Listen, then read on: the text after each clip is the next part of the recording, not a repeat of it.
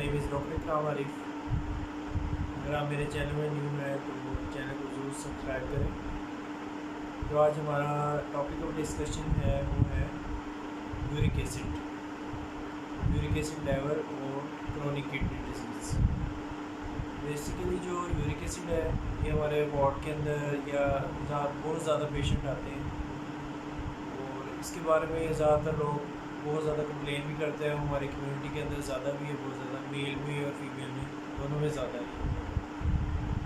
Basically ये होता है जो यूरिक एसिड लेवल है इसकी सबसे पहले कॉजेज़ हम देख लेते हैं कि इसमें कॉजेज़ कौन कौन सी होती हैं।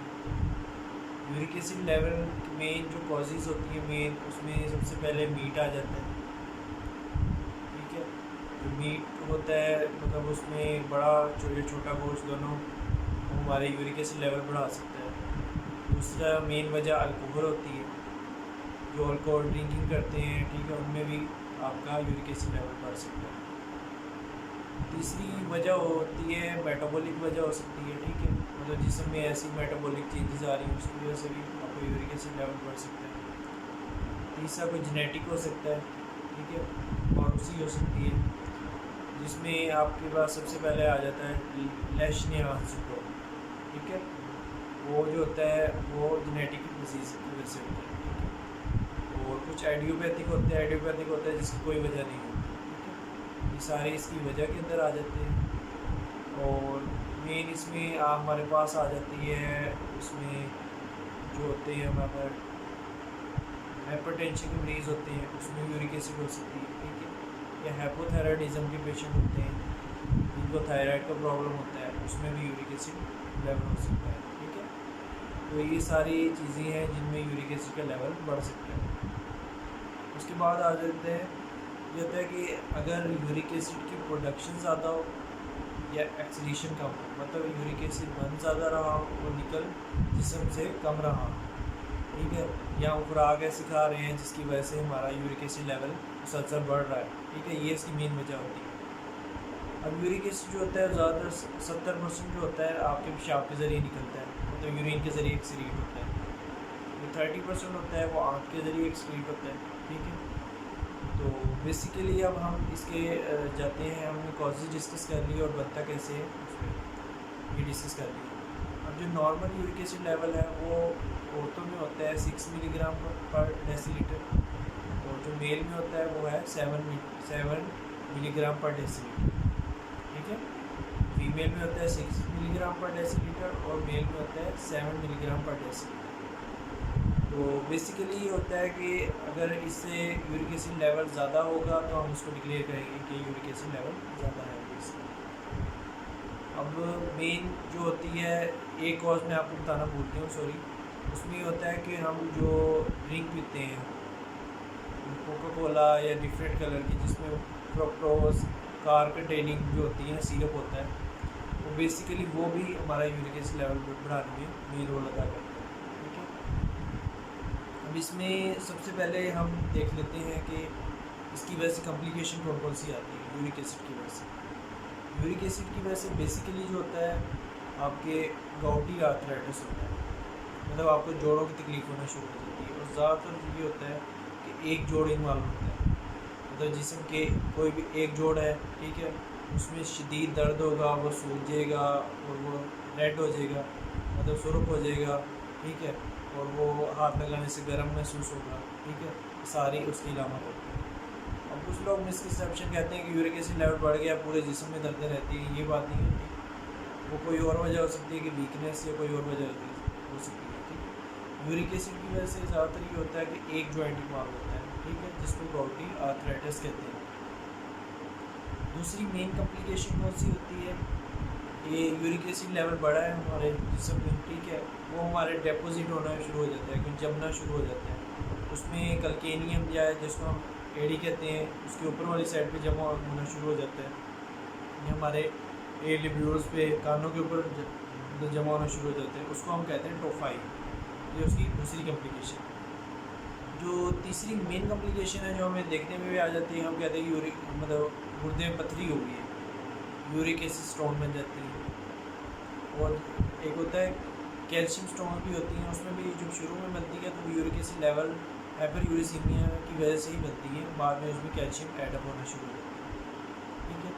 और जो चौथी मेन वजह है वो है acute kidney failure, acute nephritis भी कहते हैं।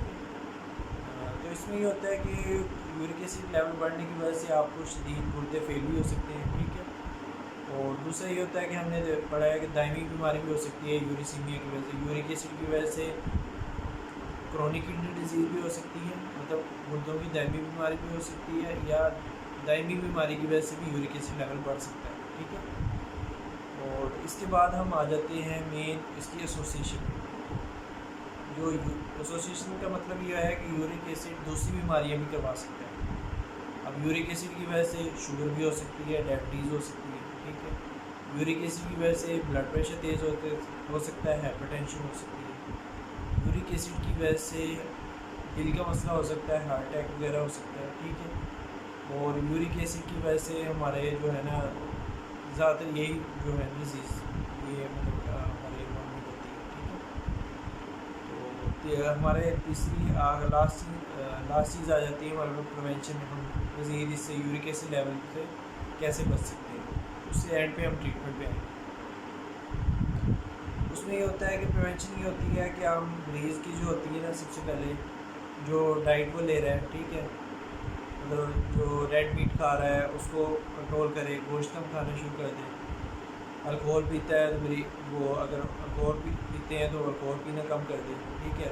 वो अगर ड्रिंक्स जिसमें फ्रक्टोज का सिरप होता है वो कम यूज़ कर दे। और तीसरा ये होता है बस ये चीज़ों में इनमें प्रोग्रेस शुरू करते हैं। और तीसरे ये लास्ट थिंग जो होते हैं कि ये होता है कि हमारे जो डायरी प्रोडक्ट्स हैं, दूध दही मक्खन, ये सुनने में आया है कि ये हमारी जो होती है ना यूरिक एसिड को कंट्रोल करने में अच्छा रोल अदा करती है। तो दूध दही मक्खन मरीज़ ले सकता है। अब इसमें ये मेन अब ये है ट्रीटमेंट मरीज़ को कब लेनी चाहिए। ज़्यादातर ये जैसे मेल के अंदर 7 लेवल है, 7 मरीज़ ने टेस्ट करवाया, उसका 7 मिलीग्राम पर डेसीलीटर आया लेवल, तो इसमें मरीज़ को कोई ज़रूरत नहीं है, ठीक है, दवाइयाँ लेने की। ज़्यादातर ये होता है कि मरीज़ का यूरिक एसिड लेवल 7 पे आता है, मरीज़ दवाइयाँ लेना शुरू कर देता है। मरीज़ का अगर 7.5 तक भी आया है और हल्की हल्की दर्दें हो रही हैं फिर भी लेने की ज़रूरत नहीं है।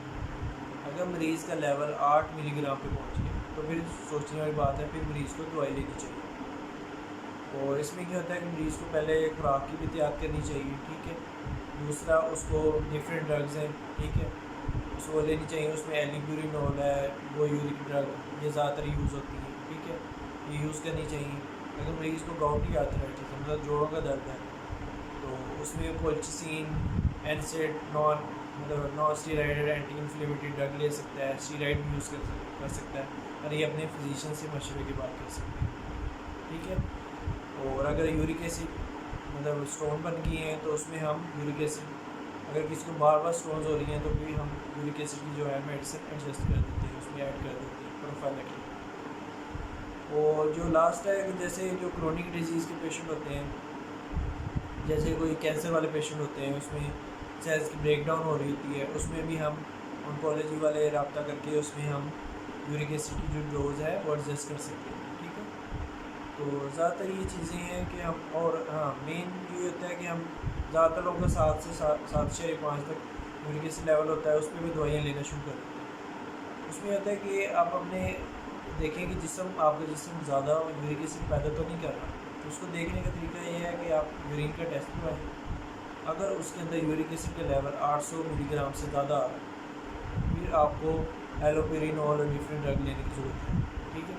अगर नहीं आ रहा तो उसमें कोई ज़रूरत नहीं है। और अगर इतने लेवल पर भी है तो आप अपनी डाइट कंट्रोल करके उसको कंट्रोल कर सकते हैं। अगर फिर भी यूरिक एसिड के बारे में कोई क्वेश्चन हो तो आप मेरे से कमेंट्स में पूछ सकते हैं। अल्लाह हाफ़िज़।